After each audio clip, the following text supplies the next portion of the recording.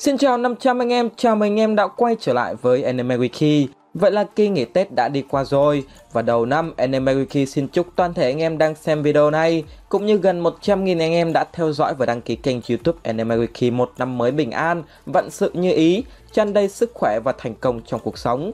Như chúng ta đã biết thì trong tuần qua chương 282 Black Clover đã ra lò, một chương rất hay, nơi không chỉ đánh dấu sự trở lại của Asta sau khóa huấn luyện gian nan với Nash, mà nó còn là nơi chúng ta một lần nữa được chứng kiến khoảnh khắc quen thuộc khi Asta dùng sự kiên trì của nhân vật chính để vượt qua sự coi thường, những lời nhạo báng và chế giễu của thiên hạ. Trước mặt Damnatio, kẻ đã ban lệnh truy nã toàn vương quốc và trao cho cậu án tử, trước những quý tộc kiêu ngạo từng coi thường dân đen, trước toàn thể người dân của vương quốc, trước vị vua bất tài và cả ma pháp vương hay những người thân, những người luôn tôn trọng và đặt niềm tin vào mình, Asta đã một lần nữa chiến đấu để bảo vệ vương quốc, khẳng định rằng Đông Lào là bất tử, để qua đó mang lại niềm hy vọng cho biết bao thế hệ Clover.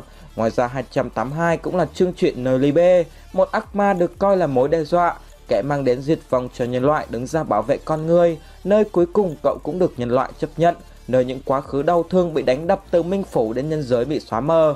Và đó cũng chính là điều mà Lysita, người đã cưu mang cậu, hằng ao ước. Quan trọng hơn cả, sau 3 ngày chờ đợi, 282 là nơi ra mắt trạng thái đồng hóa của Asta. Và ngày hôm nay, trong video này, để hiểu sâu hơn về sức mạnh của não cơ, về trạng thái đồng hóa mới của cậu, hãy cùng Anime Wiki phân tích về mod mới này để trả lời câu hỏi trạng thái mới của Asta mạnh như thế nào nhé anh em.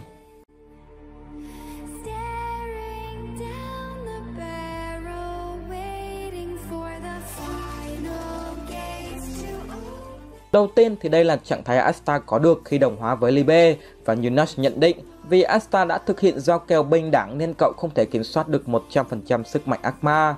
Vì thế nên trạng thái này vẫn chưa phải là nấc thang sức mạnh tốt nhất Asta và Libe có được. Tuy vậy với mod đồng hóa, Nash đã nhận định bộ đôi này sẽ là kẻ mạnh nhất, là chìa khóa dẫn dắt Clover đến chiến thắng, và có lẽ Nash quên nhắc đến một điều rằng nó thực sự rất ngầu. Về phần ngoại hình, sau khi đồng hóa Asta trở nên thon gọn hơn khá nhiều, rất có thể điều này liên quan đến bản chất khế ước giữa cậu và Libe, nên cả hai đã cùng bù qua sớt lại nhằm tạo ra cơ thể chiến đấu tối ưu nhất.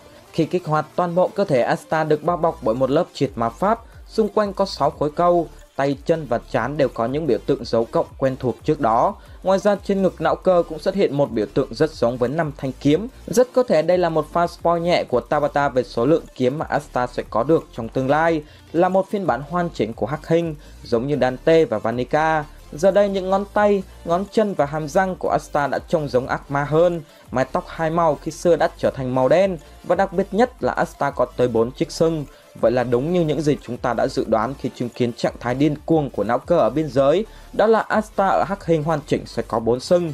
Trong chương 280, khi Hắc Tam kích hoạt trạng thái 100% sức mạnh, Dante và Vanica cũng có 4 sừng, còn Zenon có 3 sừng. Đối với ác ma của Zenon và Vanica, chúng ta vẫn chưa được nhìn thấy bộ dạng thật sự của chúng.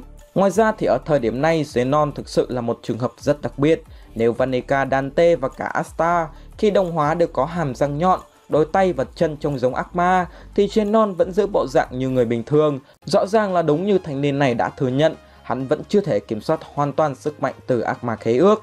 Khác với Zenon, nếu anh em quan sát khung ảnh Lucifer xuất hiện ở chapter 243 sẽ nhận thấy hắn ta có 4 sừng, 4 cánh, và khi Dante ở trạng thái 100%, hình dạng của hắn cũng tương tự như vậy. Ngoài ra khi Nash tiến vào trạng thái đồng hóa, tương ứng với tập đoàn 4 ác ma của mình, anh ta cũng có 2 sừng, và Libe cũng có 2 sừng. Vì thế câu hỏi đặt ra là 2 chiếc sừng còn lại của Asta do ai cắm lên. Trước đây tớ từng đưa ra giả thuyết não cơ là con lai giữa người và ác ma, và chính điều đó đã khiến cậu mọc tới 4 chiếc sừng khi đồng hóa. Để hiểu thêm về giả thuyết đó, anh em hãy xem lại video này nhé. Bên cạnh ngoại hình thì như mọi khi, Tabata vẫn giới hạn sức mạnh cho con cưng, và con số lần này là duy trì được 5 phút. Theo nhiều anh em nhận định thì đó là một con số quá ít. Thế nhưng trước đây khi Asta dùng cánh tay để đánh đổi sức mạnh với Libe, cậu chỉ có thể duy trì nó trong 50 giây, bởi theo Libe nguồn sức mạnh đó quá lớn và cơ thể não cơ không thể duy trì được lâu. Nói như vậy để chúng ta nhận ra rằng 5 phút đối với não cơ ở thời điểm này đã là một con số thực sự đáng kể. Và vâng, nếu nó không có giới hạn thì nhân vật chính bá quá, phim lại hết hay anh em ạ. Về phần sức mạnh, đúng như nhận định của Nash, dù Asta chưa thể hiện nhiều trong chương 282, nhưng mod đồng hóa này thực sự rất mạnh, và nó đã đè bẹp ma thần. sinh vật có thể đánh bay toàn bộ ma pháp trên thế gian bằng lượng ma lực khổng lồ. Cũng như Hắc Hình, Asta có thể bay lượn vi vu trong không trung, được tăng cường mạnh mẽ về thể chất, tốc độ và phản xạ. Với nó, não cơ có thể ngay lập tức nhận biết được cú vung tay ở cự ly gần của con ma thân, hay sức mạnh lớn đến mức có thể một tay vung sát quỷ kiếm, chém đứt bàn tay cực kỳ cứng cáp của nó. Bên cạnh đó, quan sát khung ảnh này anh em sẽ nhận thấy, với lượng sức mạnh triệt ma pháp to lớn, Asta có thể ngay lập tức xóa bỏ đòn tấn công của ma thân, thứ mà trước đó trong trạng thái Hắc Hình, triệt quỷ kiếm không thể ngay lập tức làm được. Chúng ta cũng được quan sát rõ hơn cặp mắt hình dấu cộng, thứ khiến tớ từng đưa ra giả thuyết về năng lực có thể kháng lại trọng chưởng ma pháp. Thế nhưng không chỉ dừng lại ở đó, với đồng hóa, Asta đã trở thành thực thể miễn nhiễm với mọi nguồn ma pháp. Khi Yami trở lại sau time skip, đoàn trưởng Châu Điên không chỉ sâu ra dàn cơ bắp cuồn cuộn, mà anh còn ra mắt một tuyệt kỹ cực kỳ lợi hại có tên là Hắc Nguyệt, thứ có thể vô hiệu hóa toàn bộ ma pháp trong khu vực nhất định. Khi đó chúng ta vẫn thường tự hỏi, liệu sau này Asta có thể sở hữu kỹ năng tương tự như vậy không? Giờ đây điều đó đã xảy ra. Ở chương 272, trong lần đầu tiên Asta kích hoạt đồng hóa, Nurse đã nhìn thấy một vầng sáng. Nó đã xóa từ từ cho đến toàn bộ màn đêm của anh ta. Đó là khả năng triệt tiêu ma pháp trên một khu vực. Và giờ đây chúng ta đã hiểu thứ tồn tại như ánh sáng kia chính là 6 khối cầu xung quanh Asta.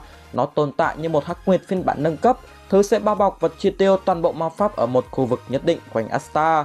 Bên cạnh khả năng tăng cường phòng thủ bằng 6 khối cầu, bộc tốc độ, khả năng phản xạ, sức mạnh vật lý, thì trong trạng thái đồng hóa, những kỹ năng cũng như các thanh triệt quỷ kiếm của Asta cũng được cường hóa lên một tầm cao mới.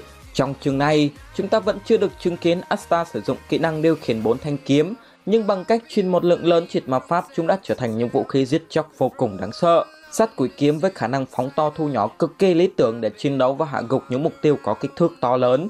Bên cạnh khả năng giúp bay hơn chim, lượn hơn bồ câu, thì trong chương 282, với lượng lớn triệt ma pháp nhận được, chúng ta có thể thấy từ một thanh kiếm cùn như thanh sắt, sát quỷ kiếm đã trở thành một vũ khí hủy diệt, cắt thịt như cắt chuối, chẻ đôi cơ thể con ma thần chỉ trong nháy mắt.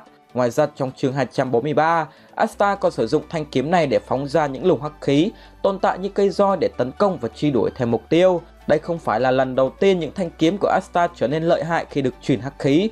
Trước đó, thanh katana của Yami cũng mang đến khả năng cảm nhận được sự hiện diện của Nurse và thực hiện đòn tấn công đi đường vòng trúng mục tiêu cực kỳ lợi hại. Ngoài ra, thanh kiếm này còn có thể tung ra một pha không minh chạm phiên bản triệt ma pháp với uy lực vô cùng khủng khiếp, có thể giết chết bất kỳ đối thủ nào khi dính phải. Với túc ma chi kiếm, nó có thể bộc phá ra những đường chém bay xuyên qua ma pháp và lao thẳng đến đối thủ. Trong trạng thái điên cuồng ở biên giới, Asta đã có thể tung ra những đường chém với kích thước siêu to khổng lồ, và đương nhiên nó sẽ được mở rộng ra rất nhiều nếu được sử dụng ở mod đồng hóa. Ngoài ra, với lượng hắc khí cực lớn từ Libé, Asta còn có thể tạo và khuếch đại một cơn lốc xoáy bằng triệt ma pháp xung quanh cơ thể, thứ sẽ phá hủy hoàn toàn các thực thể trong phạm vi kích hoạt. Và có lẽ kế hoạch đòi báo thù của Dante đợt này đang ngày một xa dần rồi anh em ạ. Dù mạnh mẽ là vậy, nhưng đồng hóa của Asta cũng có những nhược điểm nhất định. Đầu tiên, nó có giới hạn thời gian và số lần kích hoạt trong một ngày, đòi hỏi não cơ phải vận dụng chiến thuật hợp lý nhất có thể để chiến đấu. Ngoài ra, Asta vẫn chưa hẳn là bất bại, bởi nếu đấu với những đối thủ thì nhiều về kỹ năng chiến đấu như kiếm thuật hoặc võ thuật như Yami hoặc Mereoleona, não cơ vẫn có thể bị đánh bại cho dù đã bật mod đồng hóa. Ngoài ra, khi Asta và Libé đồng hóa lần đầu tiên, bộ đôi này đã hoàn toàn gục ngã và gần như không còn chút sức lực nào. Vì thế có thể nhận định để kích hoạt và duy trì trạng thái này, Asta và Libé sẽ tiêu tốn khá nhiều năng lượng. Và vừa rồi chúng ta đã cùng nhau tìm hiểu những thông tin thú vị về trạng thái đồng hóa của Asta. Hy vọng nó sẽ giúp anh em hiểu hơn về Black Clover. Còn bây giờ xin cảm ơn anh em đã lắng nghe. Xin chào và hẹn gặp lại anh em trong những video sau của Anime Wiki.